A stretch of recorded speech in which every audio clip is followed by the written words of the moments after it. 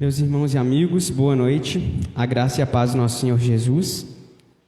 Nesse momento nós estamos dando início ao culto aqui na Segunda Igreja Presbiteriana de Porto Alegre. E a gente pede que os irmãos, por favor, abaixem suas cabeças e orem a Deus.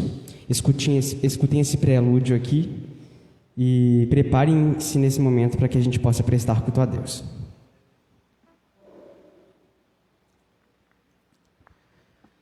Deus, muito obrigado porque estamos na Tua casa de adoração, porque estamos na Tua presença, porque estamos com os nossos irmãos para Te louvar, Te engrandecer, aprender de Ti, aprender da Tua palavra, orar a Ti e estarmos em comunhão Contigo e com os nossos irmãos. Que possamos aprender mais de Ti, que Jesus Cristo cresça e que cada um de nós aqui diminua. Somos gratos e por isso nós Te louvamos, no nome de Jesus. Amém.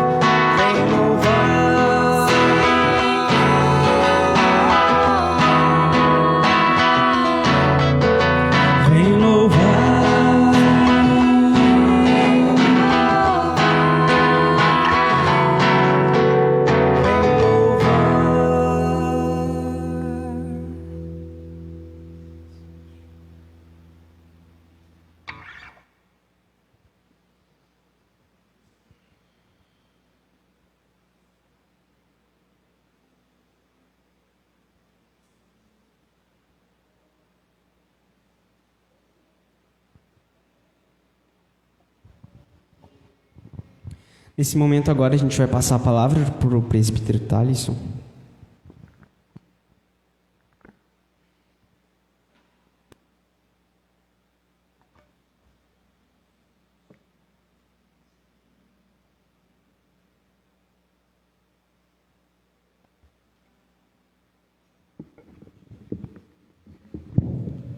Bom, boa noite, amados irmãos e irmãs. Bem-vindos à casa do Senhor, ao nosso culto, seja aqui presencialmente no nosso templo, seja através das nossas redes sociais a nossa transmissão do nosso culto. Que nesse nosso segundo culto do nosso ano de 2021, nós possamos refletir sobre o que já está colocado lá na carta de Tessalonicenses. E eu peço para os irmãos que abram suas Bíblias lá na carta de 1 Tessalonicenses 5, capítulo 5. Então, lá no meio das cartas, depois ali de Filipenses, Colossenses, ali Tessalonicenses. Então, 1 Tessalonicenses, capítulo 5, que o apóstolo Paulo está fazendo uma exortação à igreja, como deve se portar nesses tempos, nessas épocas, né, esperando em relação à chegada do nosso Senhor, e tanto como nós devemos nos portar enquanto comunidade, para uns com os outros, quanto também nós devemos suportar-nos internamente.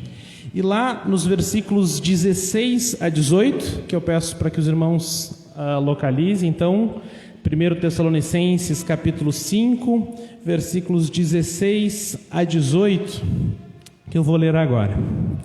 Regozijai-vos sempre, orai sem cessar, em tudo dai graças, porque esta é a vontade de Deus em Cristo Jesus para convosco. Na medida que o apóstolo Paulo aqui está nos falando, nesse capítulo, sobre como devemos nos comportar, como devemos pensar e nos portarmos enquanto comunidade em Cristo, ele também nos coloca como que nós devemos esperar essa chegada de Jesus, e que deve ser nos regozijando sempre, orando sem cessar, ou seja, essa constância, essa presença sempre contando e sabendo que nós estamos segundo a vontade de Deus, que Ele nos remiu, que Ele nos tirou da morte eterna e que nós devemos esperar a sua volta orando sem cessar, e que justamente por essa confiança da ação do Espírito Santo, da ação de Jesus, que nós podemos nos regozijarmos em tudo, dar graças, porque é a vontade de Deus em Cristo Jesus para convosco. Então, nós nessa confiança podemos então começarmos o ano refletindo sobre a constância de nós, enquanto comunidade, enquanto cristãos, possamos, como diz, filhos da luz e filhos do dia, estejamos todos os dias na constância, orando e meditando e refletindo no Senhor. Por isso, peço então para os irmãos que, se puderem, fiquem então de pé, para que a gente possa orar, para que o Senhor abençoe esse nosso culto e que a gente possa ter hoje um momento de adoração, de exortação, de palavra, de reflexão no Senhor. Então, Pai amado, Pai abençoador, hoje aqui estamos perante Ti, Senhor, Te agradecendo pela oportunidade de estarmos junto a Ti, Senhor, enquanto comunidade, enquanto irmãos, enquanto filhos, estando aqui, Senhor, nos regozijando porque sabemos da Tua volta, porque sabemos das Tuas bênçãos, Senhor, porque sabemos da Tua misericórdia. Que o Senhor possa tocar o nosso coração, que o Senhor possa nos instruir nessa noite, Senhor, para que possamos orar e adorar ao Teu nome, Senhor, porque na confiança em Ti, Senhor, nós podemos nos regozijar, Senhor, e que hoje nós seja um momento de reflexão, de fortalecimento da nossa fé, Senhor, e que possamos estarmos dia a dia orando sem cessar, Senhor. E em nome de Teu Filho, Senhor Jesus, nós oramos hoje e pedimos que esteja conosco, Senhor. Amém. Então, irmãos, Nós vamos seguir agora com o nosso louvor. Os irmãos que estiverem preparados podem depositar os seus dízimos e ofertas aqui no gasofilácio, enquanto nós estaremos no louvor. E os irmãos também que não estão aqui presentes, que estão em casa ou que porventura também não estejam preparados hoje, a gente já pode fazer também os nossos dados bancários, a transferência bancária e também agora já pelo Pix. Então, de formas fáceis, de estar contribuindo com alegria para que a gente possa estar fortalecendo a obra do Senhor. Então, passar aqui para os nossos irmãos do louvor. Obrigado. A gente pede para que os irmãos continuem de pé. Entoaremos agora o hino 114, Brilho Celeste.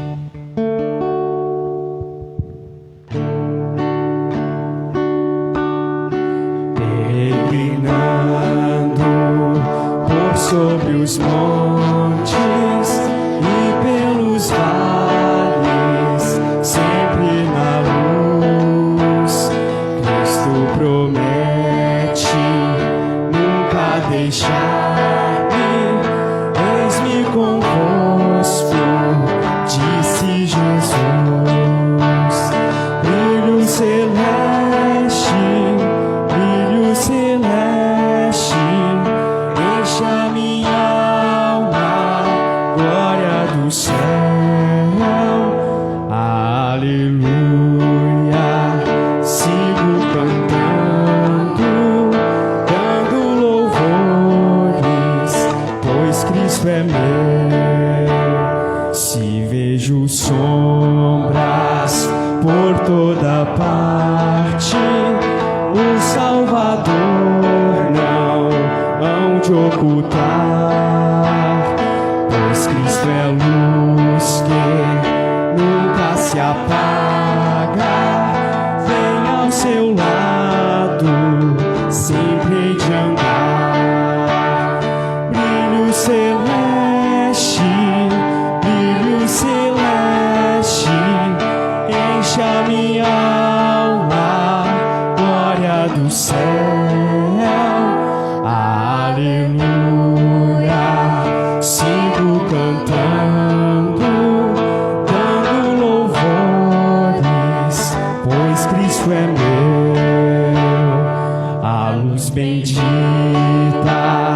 me vai guiando em meu caminho para a mansão, mais e mais perto, seguindo o Mestre, possuo o gozo da salvação.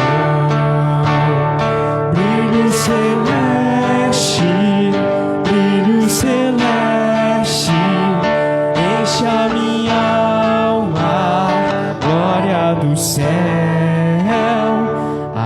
Aleluia, sigo cantando, dando louvores, pois Cristo é meu.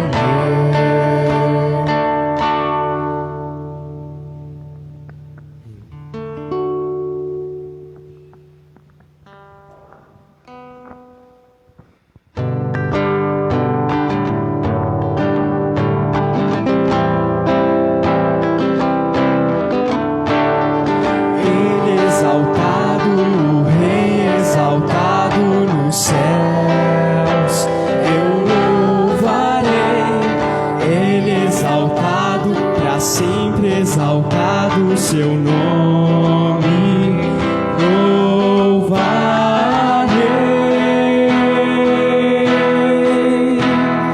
Ele é o Senhor, sua verdade vai sempre reinar. Terra e céus glorificam seu santo nome. Ele exaltado, o Rei exaltado nos céus. Ele exaltado, o Rei exaltado nos céus, eu louvarei. Ele exaltado, Pra sempre exaltado o seu nome, louvarei.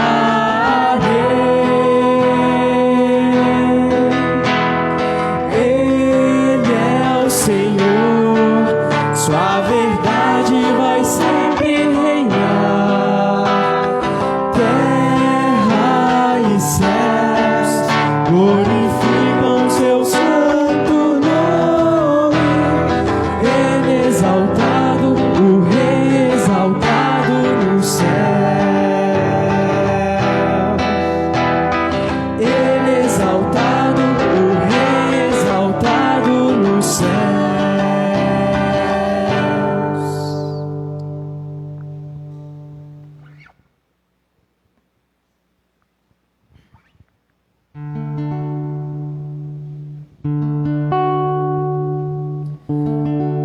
Manancial,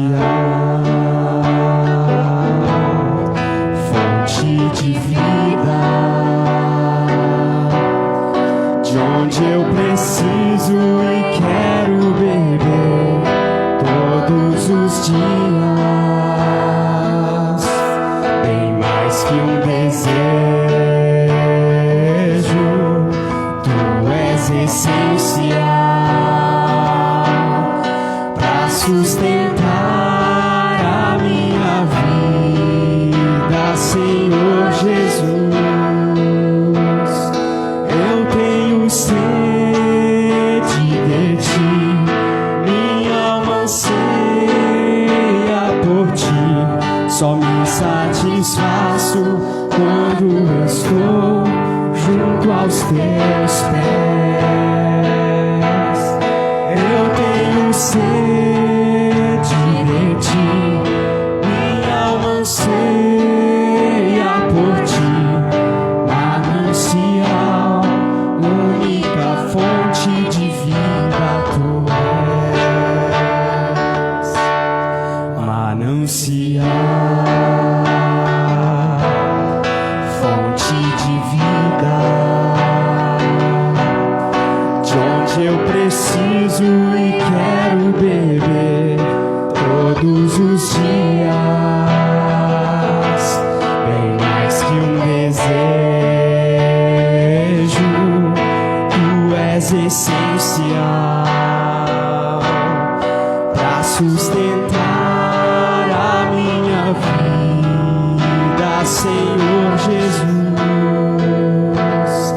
Eu tenho sede de ti, minha alma anseia por ti. Só me satisfaço quando estou junto aos teus pés. Eu tenho sede de ti, minha alma anseia por ti. Manancial, única fonte de vida tu és. Manancial, única fonte de vida tu és.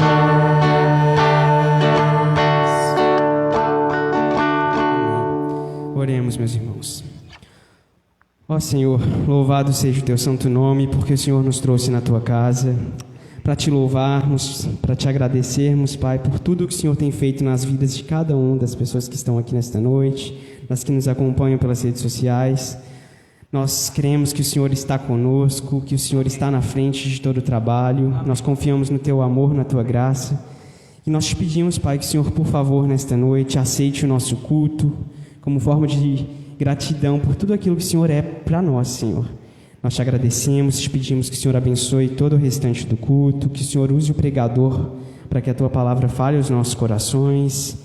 E, Pai, o teu Santo Espírito prepare cada coração para receber a tua palavra, Pai, que transforma as vidas, que faz tudo novo de novo, Pai.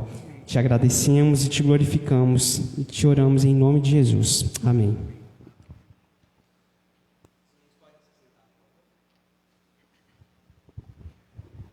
A palavra agora está com o nosso pastor, reverendo João Carlos.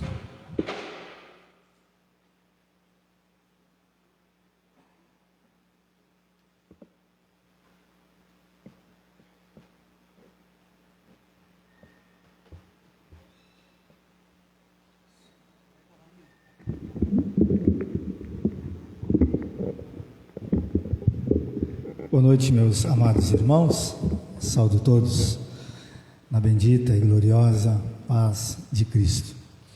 Irmãos, hoje, especificamente hoje, é aniversário do nosso irmão Magdiel, que estava aqui ministrando na igreja, junto com os irmãos do louvor.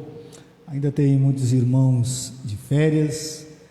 O Magdiel era um que estava de férias. Eu pensei até que ele nem estava em Porto Alegre, mas ele chegou, voltou de viagem. Outros estão retornando. E nós ficamos muito alegres, irmãos, muito felizes por podermos estar na casa do Senhor. Hoje um dia muito calor em Porto Alegre. Para nós que somos gaúchos, né? Nós estamos acostumados com o calor tão intenso assim, a gente sente muito mesmo. Mas é verão, né, irmãos? É hora de chegar o verão mesmo, nós ficarmos, realmente nos acostumarmos com isso. Mas eu quero, irmãos, então pedir para o irmão Diel retornar aqui, nós orarmos por ele, abençoarmos a vida dele. Os irmãos que trouxeram os presentes se entregam depois no final do culto, né? Vou pedir para os irmãos ficarem de pé e vamos orar, irmãos, é importante. Hoje nós vamos tratar um pouco sobre isso, falar sobre oração, e seria um desleixo da minha parte não orar bem no dia do aniversário do nosso amado irmão. Então, os irmãos, fechem os olhos e vamos rogar ao Senhor as bênçãos para o nosso irmão Magdiel. Vamos fechar os olhos e vamos orar.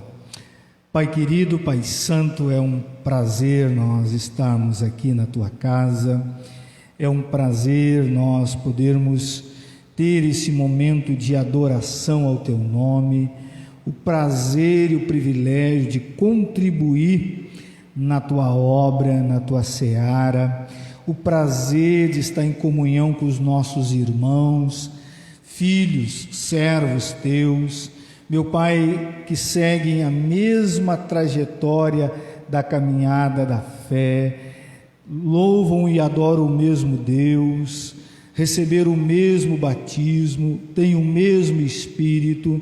Muito obrigado, Senhor. O que seria de nós se não fosse a Tua igreja, se não fosse os nossos irmãos orando, intercedendo por nós diariamente? E nós queremos nesse momento orar pelo nosso irmão Magdiel, um homem, um rapaz, um jovem rapaz que está aqui, ó Deus, que o Senhor trouxe a essa cidade de Porto Alegre, que está estudando, tem sonhos, tem projetos.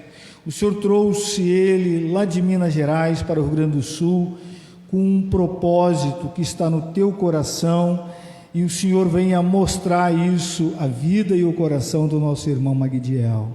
Deus, guarda ele na ida para a escola, guarda ele, Senhor, nos lugares aonde ele precisa estar. Deus, supra as necessidades dele, sejam elas financeiras, espirituais, emocionais.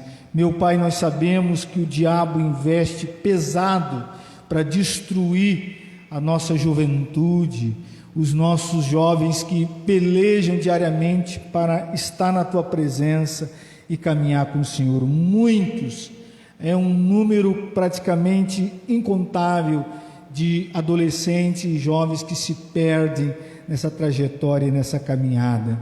Mas em nome de Jesus, nós pedimos que o Senhor guarde a vida do nosso irmão, guarde os jovens da nossa igreja, guarde os jovens das igrejas que estão espalhadas pelo Brasil e o mundo afora. Usa cada um deles com unção, com poder, com graça. E nós queremos, em nome de Jesus, como segunda igreja presbiteriana de Porto Alegre, abençoar a vida do nosso irmão Magdiel, e que todas as promessas contidas na Tua palavra se concretize na vida dele, para a honra e glória e louvor do Teu santo nome. Assim nós oramos e Te agradecemos, hoje e sempre. Amém, amém e amém. Glória a Deus, amado irmão. A gente não pode dar aqueles abraços calorosos, né, irmãos? Agora Pode se assentar os irmãos aí em nome de Jesus. Então, queridos, nós estamos aí no segundo culto, né, desse ano de 2021, e nós temos aí grandes promessas para acontecer, coisas boas têm já sinalizado que vão acontecer, e nós, irmãos, sempre temos que ter esse espírito, apesar das coisas às vezes não estar em conformidade como nós gostaríamos, nós não podemos perder o foco, olhar para Jesus Cristo e compreender e entender que Ele sempre tem algo melhor para todos nós. Então, não entre em desespero, não comece o ano já preocupado, ansioso, mas como eu disse semana passada, planeje o seu ano, anote num papel, escreva. E nós vamos falar sobre um assunto, começamos um pouco semana que vem, mas vamos continuar falando de um fato importantíssimo dentro daquilo que planejamos, que é a oração, né, irmãos? Não adianta nada nós fazemos projetos, planos, jogarmos diante ou querermos que Deus cumpra e não tivermos uma vida regrada de oração. E nós vamos ver uma experiência hoje com o Senhor Jesus, não muito agradável, que Ele vai ter, Ele ou aqueles que estão nesse episódio, nessa narrativa, mas tem muito a nos ensinar como igreja, como povo de Deus. Eu, segunda-feira, fui convidado pelas irmãs ali da SAF para trazer uma palavra, e eu dei uma pincelada, porque ali o tempo é muito curto, é um tempo de 5 a 7 minutos, né, irmãos? Então você só pisa no acelerador quando você vai pensar em engatar a segunda, já acabou. Mas aqui na igreja a gente pode ir mais além, falar um pouco mais sobre esse assunto de extrema importância para a igreja e para todos nós. Então abra sua Bíblia lá em Marcos, o capítulo 11.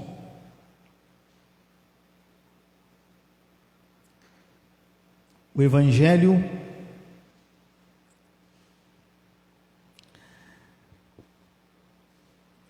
segundo Marcos, o capítulo 11. Nós vamos ler do 15 ao 19. Esta mesma passagem, esse mesmo fato que está acontecendo, também tem nos evangelhos sinóticos, né? Em Mateus e Marcos, também tem em João, mas quem dá maior assim atenção ou se estende mais nessa passagem é Marcos, que os outros evangelistas falam tudo só em 2 versículos, mas Marcos ele estende um pouquinho mais, e é por isso que eu peguei esse texto de Marcos para para nós podermos sermos orientados por Deus nessa palavra. Vamos ficar de pé, irmãos? Nós vamos ficar um pouquinho aí, um pouco mais prolongado sentados. Eu vou ler então, e os irmãos me acompanhem nas suas Bíblias. Marcos, o capítulo 11, o versículo 15 ao 19, que diz assim: E foram para Jerusalém.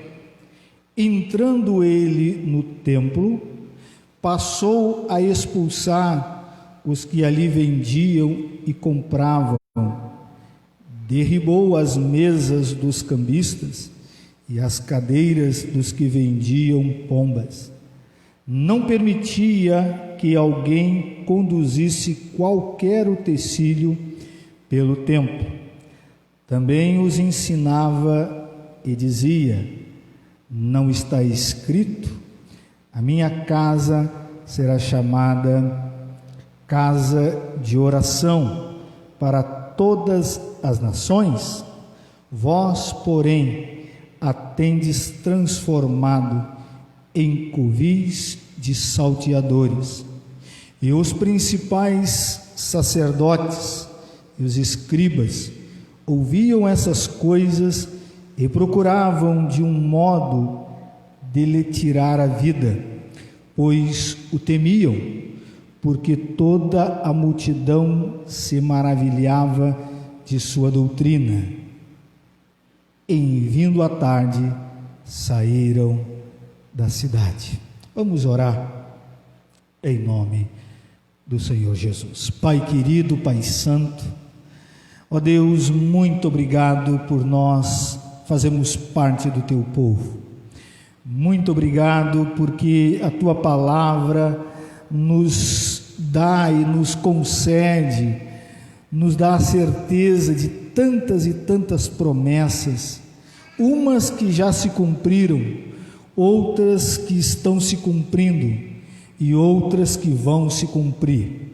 E o Senhor Jesus mesmo nos ensinou que passará o céu e a terra, mas as minhas palavras não hão de passar.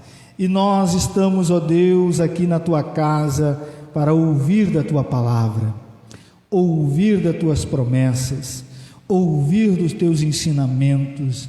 E, ó Deus, nos dê condições, capacidade e coragem de colocar cada ensinamento em prática, porque nós bem sabemos, meu Pai, que nada resolve, nada muda quando apenas ouvimos e não praticamos.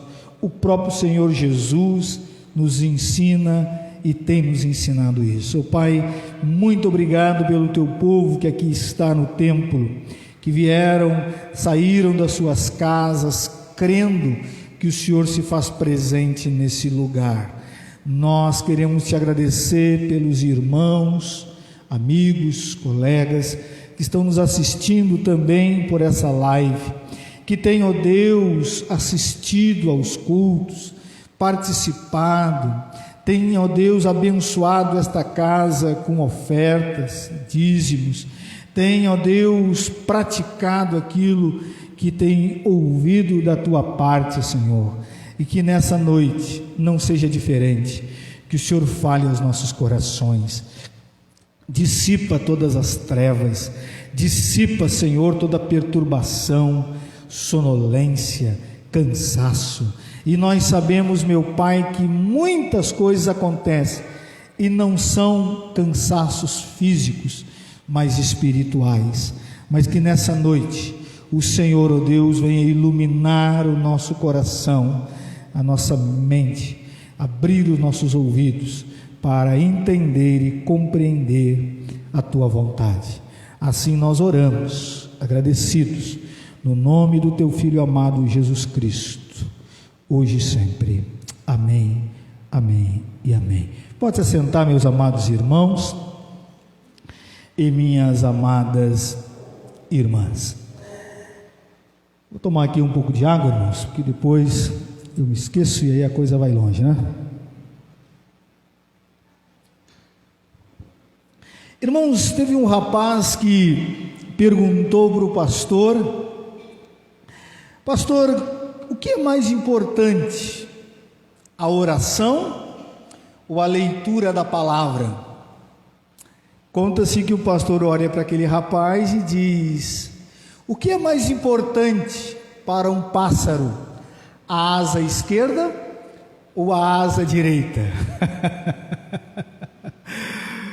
O que um pássaro precisa para voar? O que um avião precisa para estar nas alturas? A asa esquerda ou a asa direita?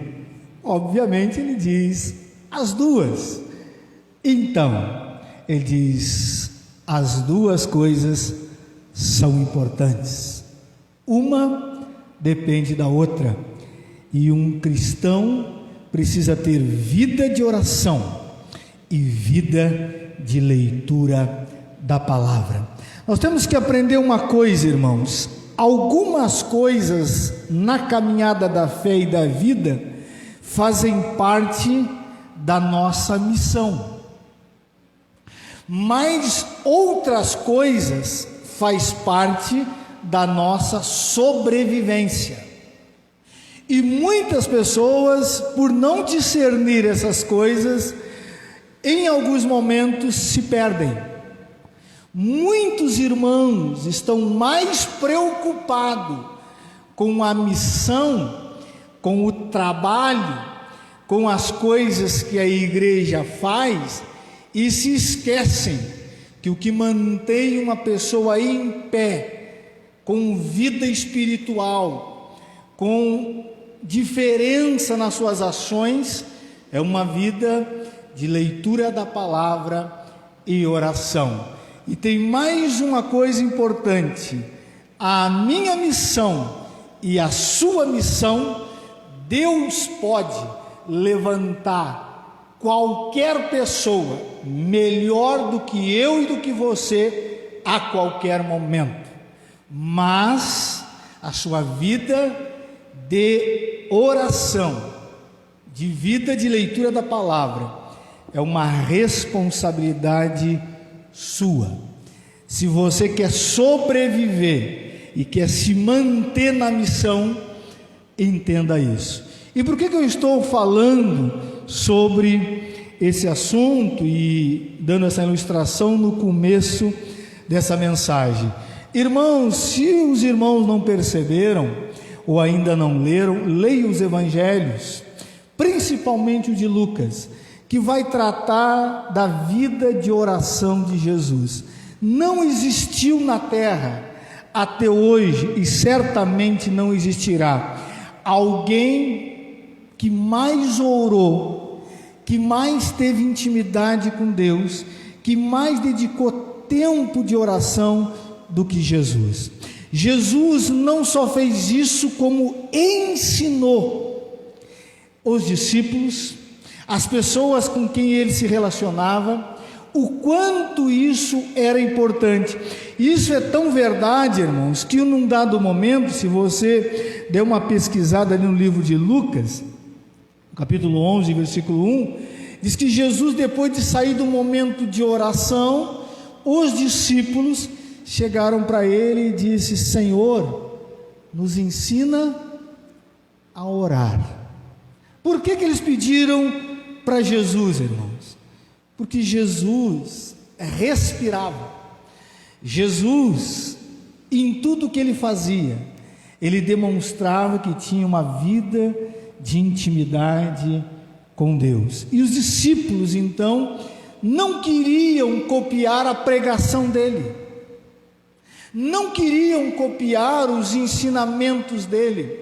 É interessante que nesse pedido que eles fizeram para Jesus, Jesus já tinha realizado muitos milagres, irmãos, muitas maravilhas, muitas curas, e eles não pediram para Jesus como fazer isso, mas eles pediram para Jesus: Senhor, nos ensina a orar. Por que eles pediram, irmãos? Porque eles entenderam uma coisa, que dentro daquilo que nós fazemos, o que acontece no reino, está intimamente ligado à oração.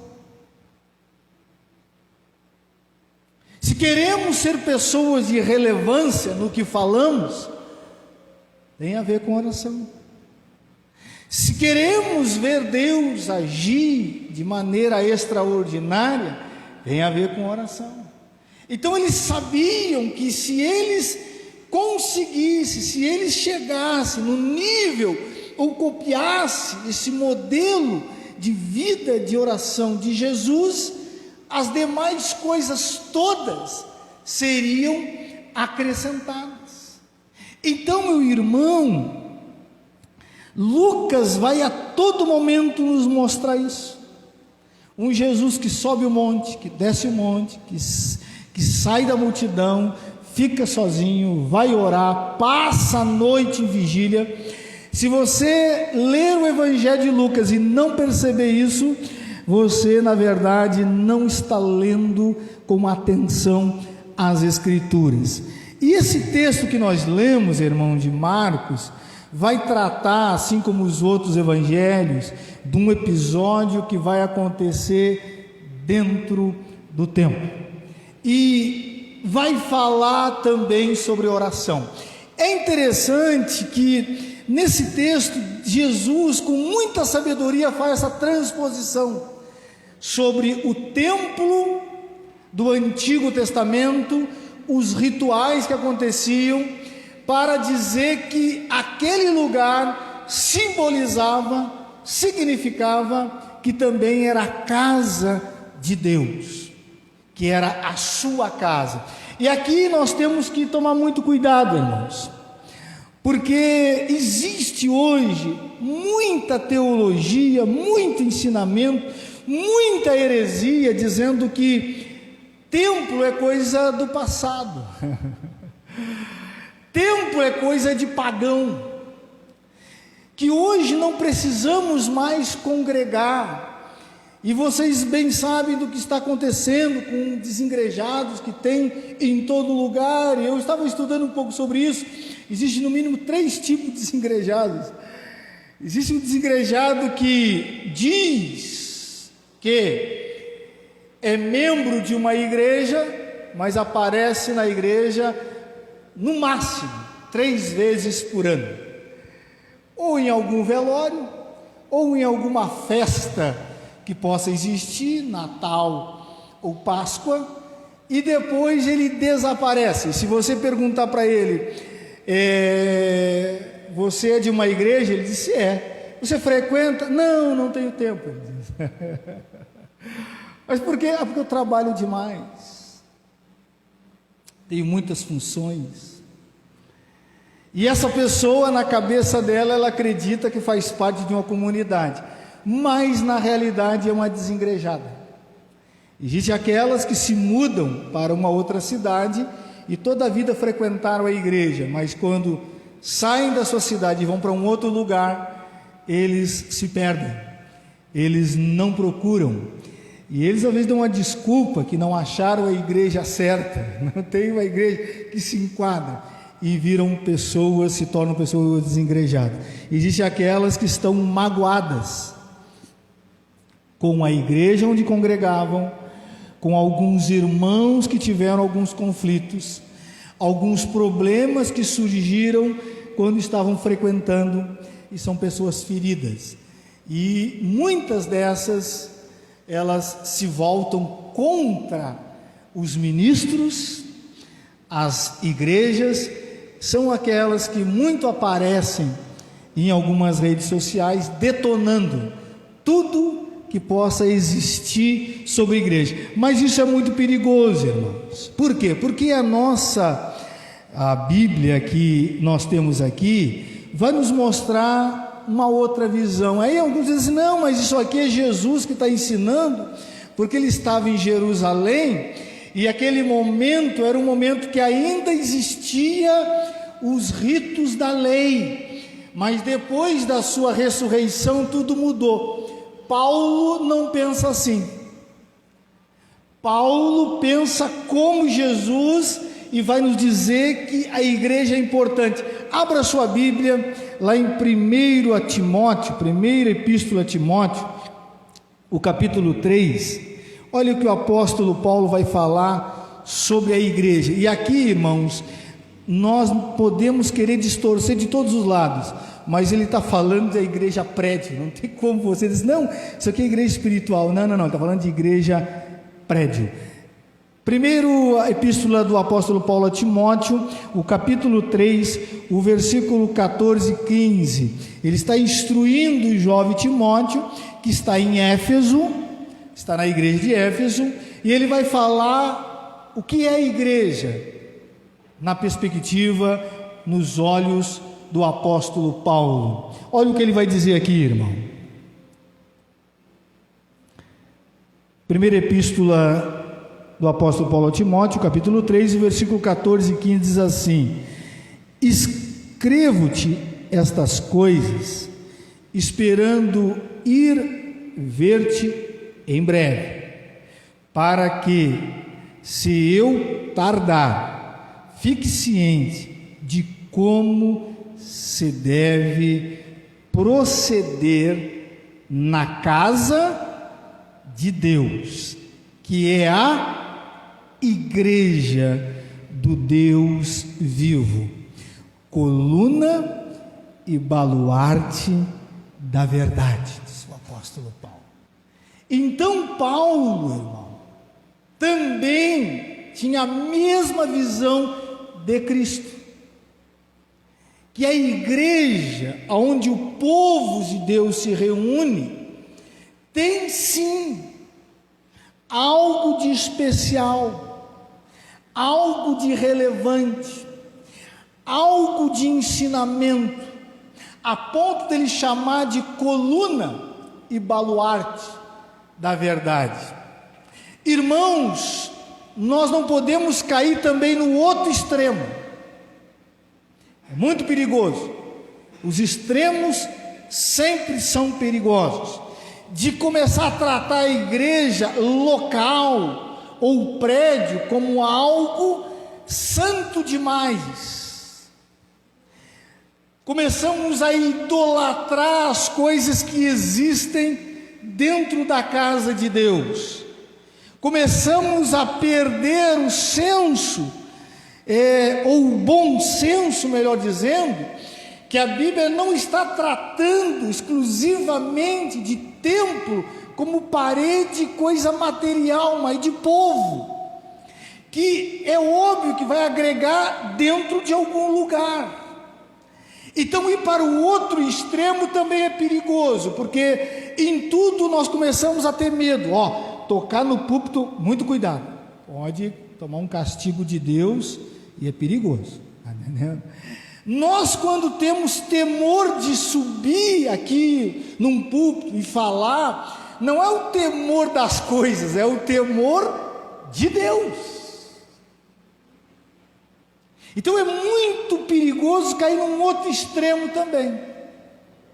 Por isso que é muito importante o bom senso, o equilíbrio. E por que eu estou dizendo isso, irmãos? Porque o texto que nós aqui lemos, de Marcos, está tratando de uma passagem que Jesus está entrando no templo. E o que ele está vendo não é nada agradável, irmãos. Para você tentar entender o que está acontecendo no contexto aqui, nós estamos aqui dentro do texto no período da Páscoa. Então, no período da Páscoa, ou das 3 festas religiosas que existiam em Israel, a cidade ficava lotada. Ela tinha 3 vezes mais de pessoas do que o normal. Vinham pessoas de todos os lugares que os irmãos possam imaginar para adorar o Deus de Israel. E entenda os irmãos que o templo aonde Jesus está, existia vários pátios. E em qual pátio ele está nesse texto? No pátio dos gentios. Depois vinham das mulheres, depois vinha dos israelitas e da onde era trabalhado e feito sacrifícios. Mas os gentios só podiam ir até esse espaço. Eles não podiam ultrapassar esse pátio. E é interessante que é aqui que Jesus está e acontece todo esse drama. Porque é no pátio dos gentios que estavam mudando toda a filosofia de trabalho do templo. O texto vai dizer para nós que a ala ou o pátio dos gentios virou um lugar comercial. Cambistas, a Bíblia vai tratar sobre cambistas. Se você for para o grego, é a mesma palavra usada para banqueiros. Eles estavam dentro do templo. O que faz um cambista, um cara que trabalha com câmbio? Ele faz a troca da moeda, né, irmãos? Então, como tinha muitos estrangeiros, eles então precisavam trocar as suas moedas pela moeda corrente, a moeda que realmente girava no templo ou era aceita pelo judeu. Mas o que é normal de se acontecer é que os cambistas ficassem do lado de fora do templo. Mas como todo mundo ia para o templo, os caras então se organizaram.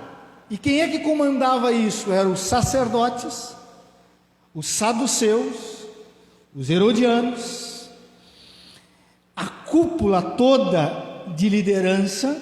O sumo sacerdote sabia de tudo, porque girava muito dinheiro. Diz os historiadores que tinha 13 mesas e 13 baús enormes de cambistas, de vendedores. Então se fazia o câmbio, e aí toda a oferta que precisava passar por aquele pátio tinha que ter uma vistoria do sacerdote. O sacerdote olhava para o animal, porque era oferecido, nós estamos num período que era oferecido sacrifício no templo, e ele analisava o animal. O Evangelho de João diz que tinha ovelha, vaca, rolinhas e pombas. E ele olhava e analisava o animal, e sempre, quando o animal não era comprado dentro do templo, era reprovado. Olhava aquele bichinho que foi criado com o melhor alimento, separado, aquele animalzinho bem preparado, com todo carinho, dormia com o dono, levantava com o dono, fazia de tudo para ele não se machucar, não se ferir, não se mutilar. Mas quando apresentava para o sacerdote, o sacerdote dizia: não passa. Para ser oferecido como sacrifício, não é aceito. Aí o que a pessoa tinha que fazer? Ela tinha que vender aquele animal dela, fora do templo, por um valor de mercado. Só que quando ela ia comprar o animal do templo, que não precisava de avaliação, porque os animais do templo não precisavam, o valor custava de 3 a 4 vezes mais.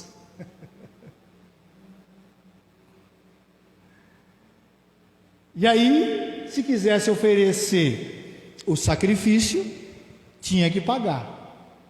E é interessante que nesse esquema bem montado que estava acontecendo dentro do templo, ninguém escapava. É por isso que o texto coloca as pombinhas, porque quem oferecia pombinha como sacrifício era pobre. Quem comprovava que era uma pessoa necessitada, não tinha como comprar um cordeiro, não tinha como comprar um boi, então ela tinha que oferecer ou 2 rolinhas ou 2 pombinhas. Então você vai compreender por que Jesus, a família de Jesus é pobre e ele teve uma vida simples. Porque quando Maria foi oferecer ou foi apresentar ele no templo, junto com José, o sacrifício dela, que vai dizer o apóstolo, o evangelista Lucas, diz que era 2 pombinhas. Então nós temos aqui uma evidência clara, que era uma família simples. Então ninguém escapava, e tinha mais o tributo, o imposto de circulação e manutenção no templo. Então não escapava, o cara pisou para dentro do templo, já tinha que sair dinheiro. Imagina não, irmãos, em alguns lugares existe até hoje isso, mas se todas as igrejas fossem assim, já pensou, meu querido? O cara pisou do portão para dentro, porque a ala ou o pátio dos gentios seria o estacionamento hoje, né? Pisou e já paga, que tem imposto da manutenção e da circulação. Mas eu queria tal coisa, temos que negociar. Então era um esquema muito bem montado, irmãos, muito bem feito. Por quê? Porque a cidade estava lotada. Presta atenção, irmãos, todo ano acontecia sacrifícios, mas no dia das festas, isso era uma coisa enorme, estrondosa, era muito dinheiro, e tudo isso abençoado pelo sumo sacerdote. Por quê? Porque o sumo sacerdote, não sei se os irmãos sabem disso, ele tinha que pagar o imposto também para Roma. Não pense os irmãos que para assumir um cargo de liderança, para ser líder do sinédrio, para mandar e desmandar na nação, porque existia um tribunal religioso mais rigoroso que era o sinédrio, isso Roma deixava de graça. Não, tinha que pagar um imposto. E quem é que como o sumo sacerdote ia pagar o imposto? Fazendo com que o povo gerasse esse valor através desse trabalho. Tanto que você vai encontrar no Novo Testamento 2 sumos sacerdotes, coisa que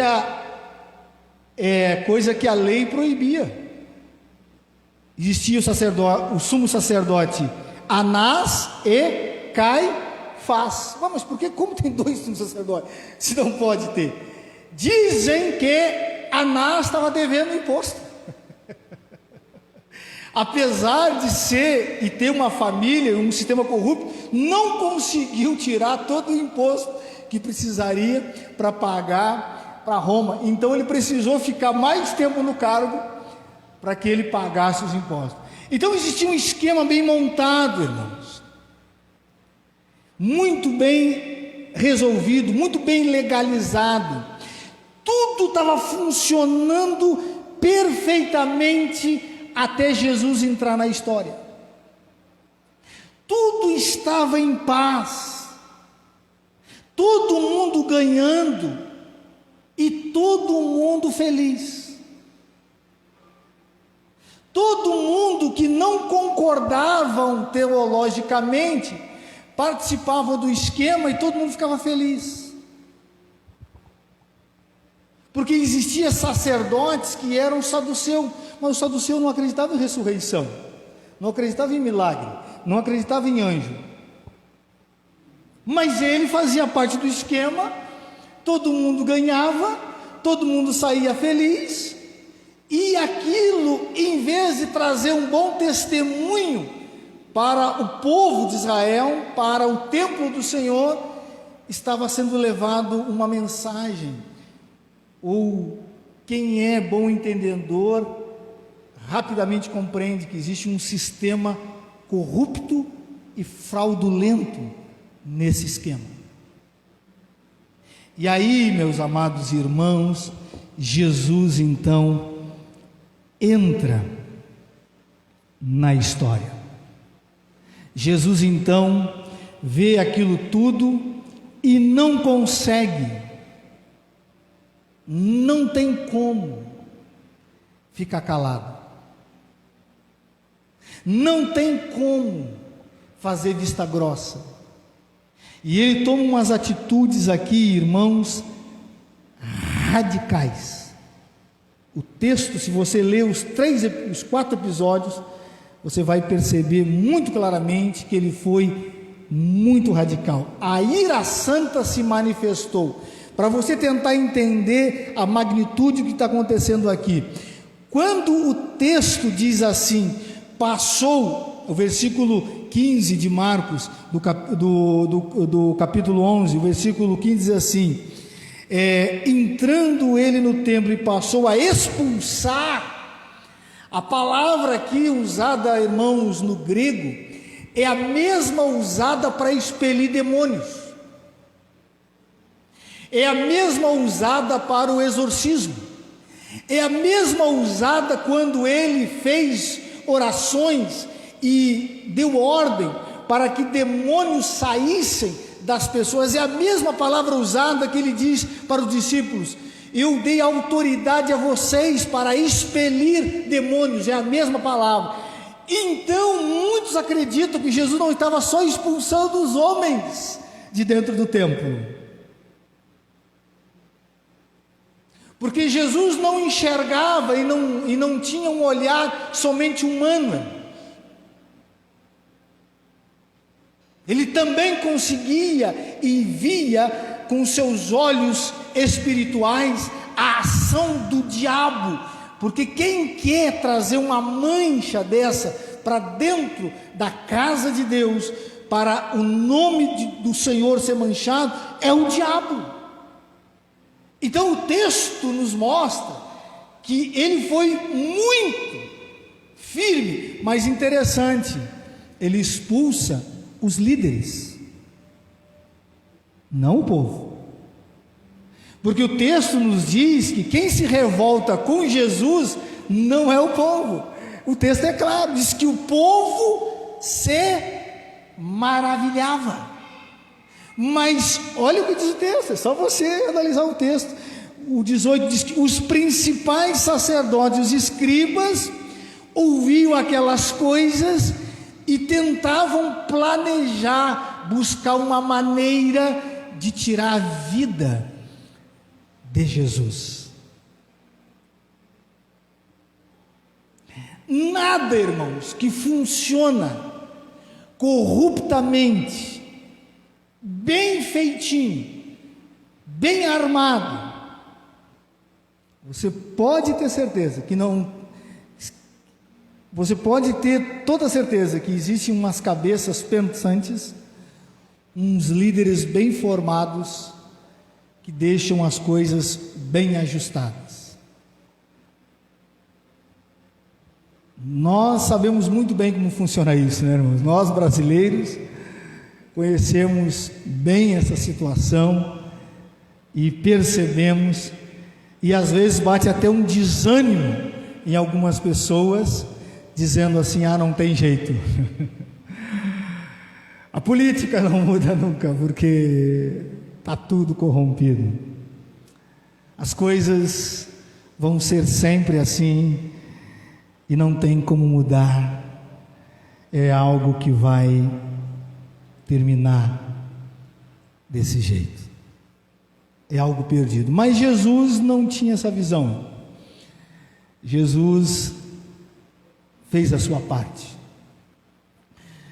E entendo os irmãos que para Jesus fazer isso existia um preço muito caro. Muito caro, irmãos. Mas o que me espanta aqui, irmãos, é que isso não aconteceu sempre. Isso foi se formando, irmãos.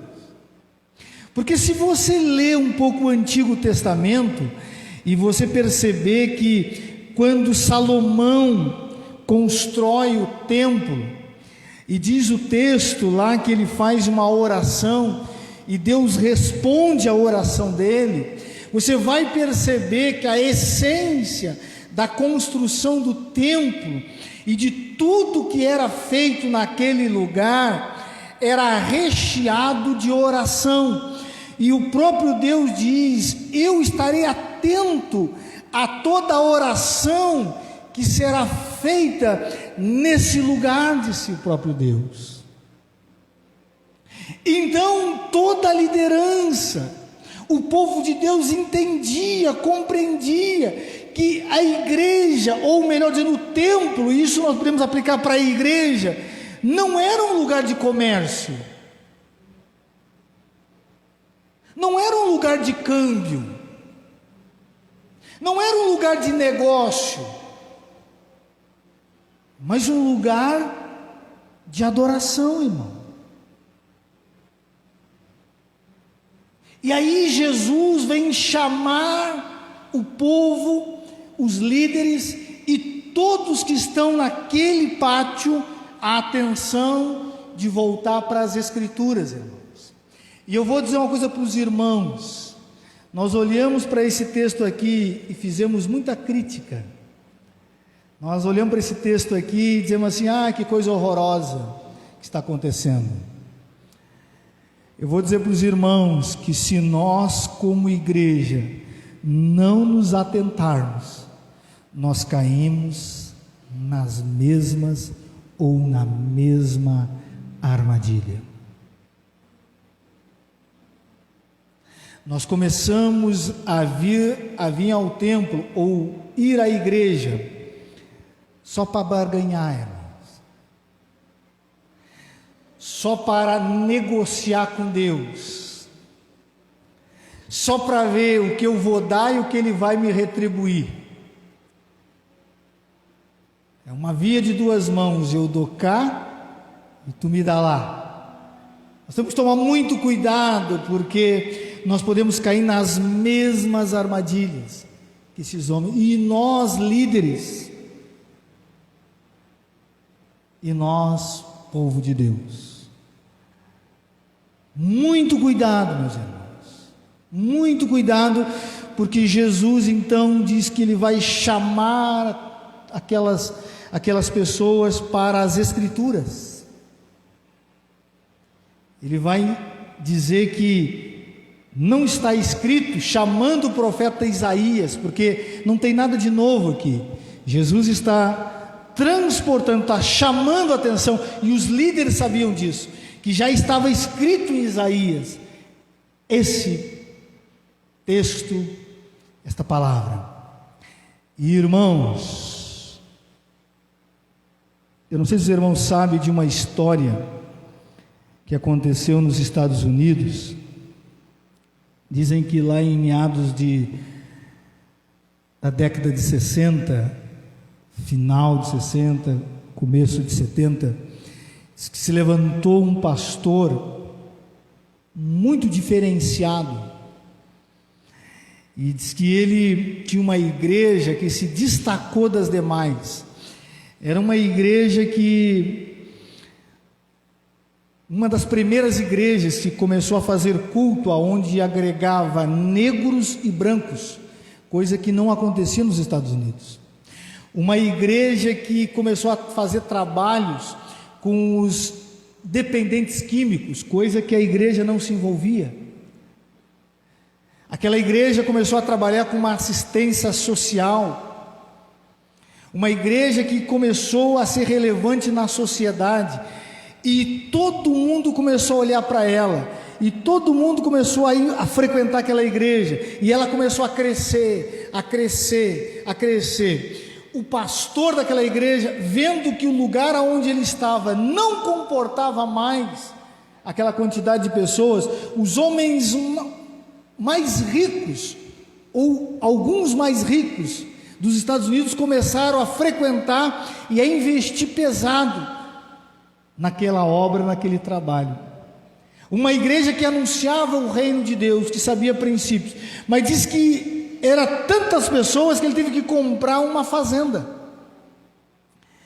e assim comprou, e começaram então a congregar nessa fazenda.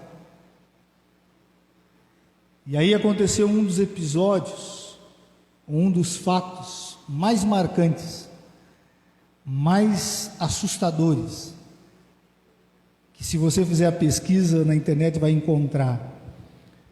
Mais de 900 pessoas cometem um suicídio coletivo no mesmo dia.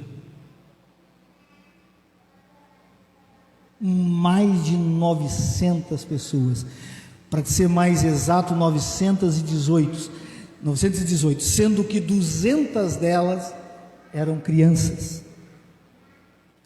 E aquele pastor incentivou o seu povo a tomar uma substância venenosa.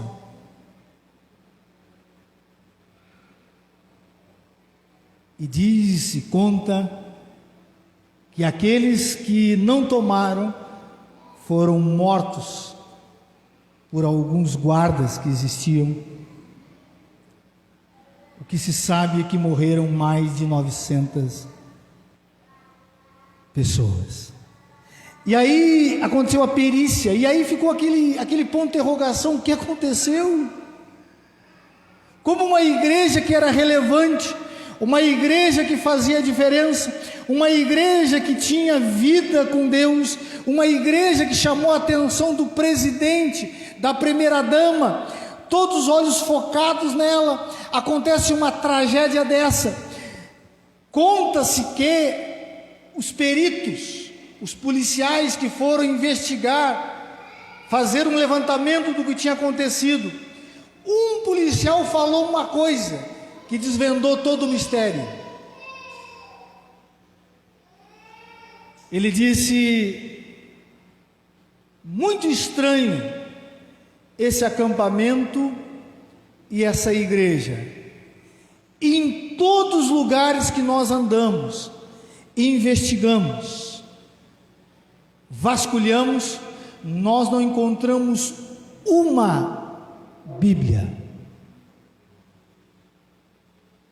Uma Bíblia.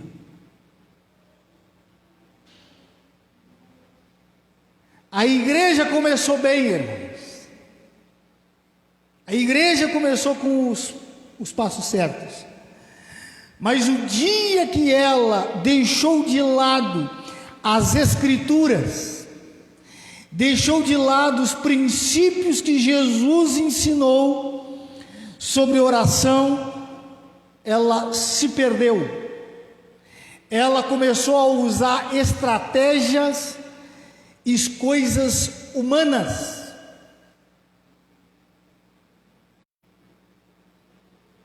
Então é um perigo que também nos ronda, porque Jesus vai dizer o problema que está acontecendo dentro do templo. Jesus não vai somente no problema, ele vai na raiz do problema. Presta atenção que eu vou dizer para os irmãos, Jesus não está combatendo aqui, irmãos, os sacrifícios, as ofertas, não está fazendo isso. Jesus está combatendo como isso está chegando no altar de Deus. Porque, irmãos, não basta só eu ofertar. Se a oferta que eu recebo, a oferta que a igreja recebe, a oferta que nós damos, ela é fruto de pecado, para Deus não tem valor nenhum. É isso que Jesus está combatendo. Não é o que está sendo, não é o desejo ou a vontade das pessoas de querer ofertar, mas como está chegando até lá, como isso está sendo, da onde está saindo isso. Então, meu querido e meu amado irmão e minha irmã, muito cuidado para você não cair nessa armadilha também. E nós, como igreja, não cair em algumas falácias. Todas as vezes que nós saímos das Escrituras e tiramos Jesus do centro dela, pode esperar que aí vai vir problema, e aí vai vir coisas assustadoras. Presta atenção no que está acontecendo. Para os líderes, para aqueles que vinham ou estavam em Jerusalém, e digo mais, para o povo estava tudo normal, irmão. Mas para Deus estava tudo errado.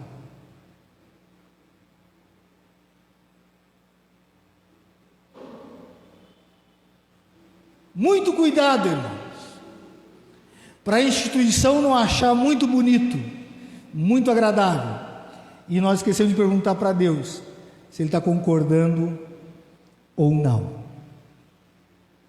E Jesus deixa muito claro que o Pai não está se agradando de nada, a ponto dele dizer que daqui a 70 anos tudo vai ser destruído.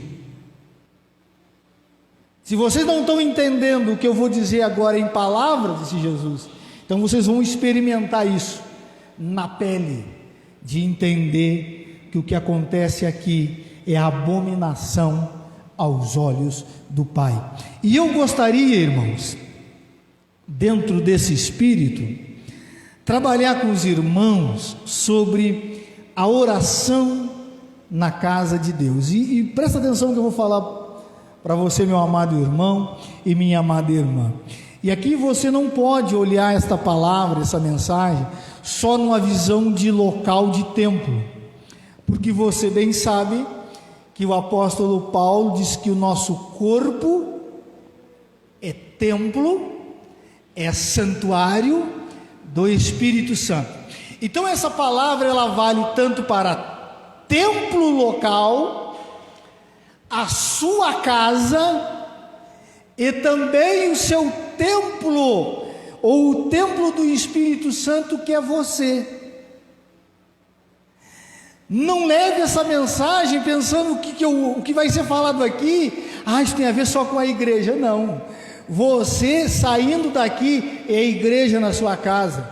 Saindo da sua casa, você é igreja na empresa. Saindo da empresa, você é igreja na escola. Saindo da escola, você é igreja no supermercado. Você é igreja nos seus parentes. Você é igreja na vizinhança. Você é igreja no seu quarto sozinho.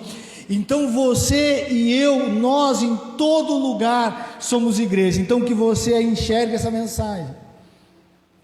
Que o que acontece, o que está acontecendo dentro do templo, é algo que tem que acontecer dentro da casa de Deus, dentro da nossa casa, mas também dentro de nós. Dentro de nós. Como diz Charles Spurgeon, que Deus nos livre, falando para os homens, né? Que Deus nos livre de uma mulher santa na igreja, anjo na rua e demônio dentro de casa. Disse ele, que Deus nos livre disso. Mas eu também aplico isso para os homens, irmão. Que Deus nos livre de santos na igreja, de anjos na rua e de homens demônios dentro de casa. E pode acontecer com nós isso às vezes, irmão. Então vale para todas as áreas. Que Jesus não precise entrar na nossa igreja, na sua casa, ou até mesmo dentro de nós, para expulsar esses espíritos que estavam perturbando aquilo que era dele, ou que é dele. Amém, meus irmãos? Irmãos, eu estou num propósito de Deus de cumprir o nosso horário, e nós vamos fazer isso. E eu percebi, irmãos, que não tem como eu trazer toda uma mensagem de Deus falando sobre os maiores e menores questões que estão em volta, simplesmente num culto. Então eu vou sempre dividir a mensagem em várias partes. E isso não é errado, porque se os irmãos entenderem que eu sou igreja em todo lugar que eu estou, que eu tenho que tomar cuidado para analisar se a minha vida, se o que eu estou vivendo tem a ver com a palavra, com vida de oração. Isso já, eu fico satisfeito e muito feliz. Então, irmão, nós vamos prosseguir essa mensagem semana que vem, falando dos perigos, quando não acontece oração na igreja, na nossa casa ou na nossa própria vida. Jesus deixa claro isso no texto. Ele nos fala do problema, ele levanta a questão, mas me diz a raiz do problema. Está acontecendo tudo isso, essa cegueira que está acontecendo, é porque está faltando oração na minha casa. É o que ele está dizendo. Por isso que ele chama essa palavra, esse ensinamento para o povo. E ele vai dizer, vocês sabem que está escrito isso. Então, meu amado irmão e minha amada irmã, semana que vem nós vamos enxergar o que benefícios nós recebemos e que grandes problemas podemos nos livrar quando temos uma vida de oração. Mas não só num lugar isolado, porque Jesus diz que nós devemos orar no templo, em público e em secreto. O que ele está dizendo? Aquilo que o irmão Thales leu aqui: orai sem cessar, orai em todo lugar. Amém, irmãos? Vamos ficar de pé então, queridos, em nome de Jesus. Guarde isso no seu coração. Quando nós tiramos Cristo do centro, coisas estranhas começam a acontecer. Mas quando colocamos Jesus Cristo no centro das nossas vidas, não estou dizendo que problemas não surgirão, mas eles diminuem. Eles não têm força e nem poder para te destruir. Isso vale para todos: crianças, adolescentes, jovens, adultos, idosos, homens e mulheres. Vamos fechar nossos olhos e vamos orar, irmãos. Pai querido, Pai santo, nós te damos graças por esta noite maravilhosa. Muito obrigado, Deus, pelos meus amados irmãos que aqui se fazem presente. Muito obrigado pela tua igreja que nos assiste. Que nós, ó Deus, possamos entender, ó Pai, que o Senhor está interessado, querendo ver na vida de cada filho teu, querendo ver na igreja que se reúne, uma igreja que tem comunhão, uma igreja que te busca, uma igreja que te adora, uma igreja que te ama, uma igreja que te coloca no centro, ó Deus, da sua adoração, o Senhor Jesus Cristo. Meu Pai, em nome de Jesus, que os meus irmãos aqui nesse lugar possam sair daqui, ó Deus, abastecidos, convictos, que nós vivemos num sistema que é, ó Deus, manipulado pelas obras das trevas, e nós não podemos nos moldar a esse sistema. Nós temos que aprender a viver, temos que aprender a discernir, temos que aprender a lidar, mas jamais nos moldar ou nos adaptar a uma realidade que o Senhor abomina.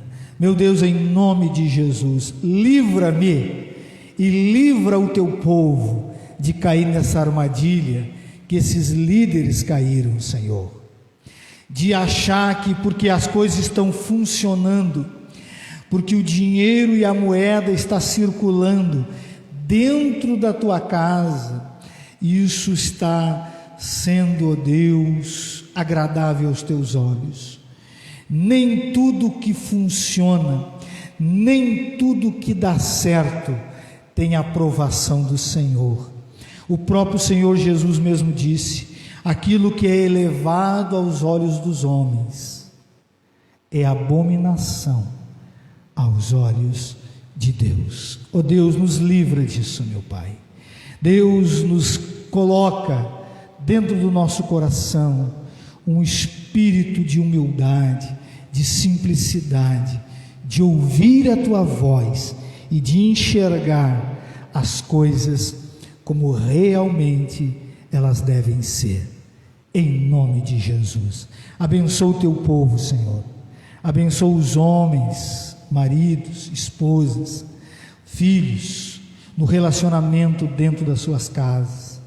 Deus, livra-nos, ó Deus, das artimanhas do maligno, que quer muitas das vezes nos amarrar, nos deixar preso às mazelas e às loucuras que estão sendo oferecidas em todo lugar. Deus, em nome do Senhor Jesus Cristo, que o amor maravilhoso do Pai, a graça manifestada através do Filho e o poder e as consolações do Espírito Santo estejam sobre nós, irmãos, hoje e sempre. Amém, amém e amém, queridos. Glória a Deus, amados irmãos. Os irmãos do louvor vão tomar os seus lugares, queridos, e nós então encerramos o nosso culto Estamos aí então retornando praticamente às nossas atividades. Alguns líderes nossos estão voltando de férias, outros ainda não retornaram. Então nós continuamos com esse recesso até o mês que vem. Temos aí as nossas reuniões semanais que a nossa igreja está envolvida, que é as reuniões de orações da SAF. Os irmãos quiserem participar, irmãos e irmãs, fiquem à vontade. E semana que vem estaremos aqui novamente adorando ao Senhor. Nos nossos redes sociais, aqueles que querem pedir oração, aconselhamento, ajuda, nós estamos à disposição aqui na igreja, mas aqueles que também nos assistem por essa live. Nós temos grandes e experimentados profissionais em várias áreas da nossa igreja. Se as coisas não são somente espirituais, são psicológicas, nós temos psicólogos, temos advogados, temos dentistas, temos eletricistas, temos arquitetos, nós temos tudo que você possa imaginar em todas as áreas. Graças a Deus por isso, irmãos, graças a Deus por isso.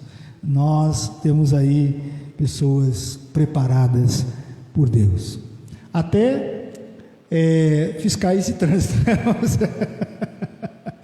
só precisa de uma ajuda nessa área, né, irmãos? Uma orientação nós temos também.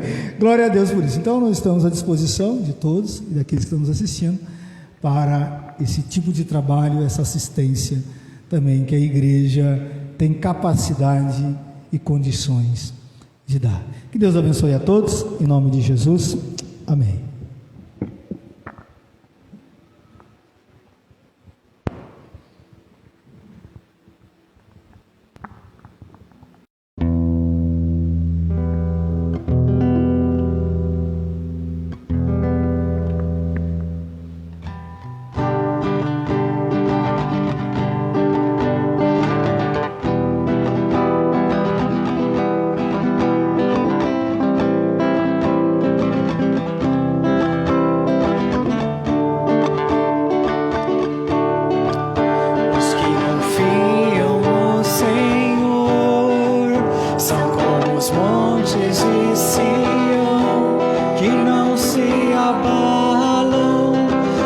Permanecem para sempre,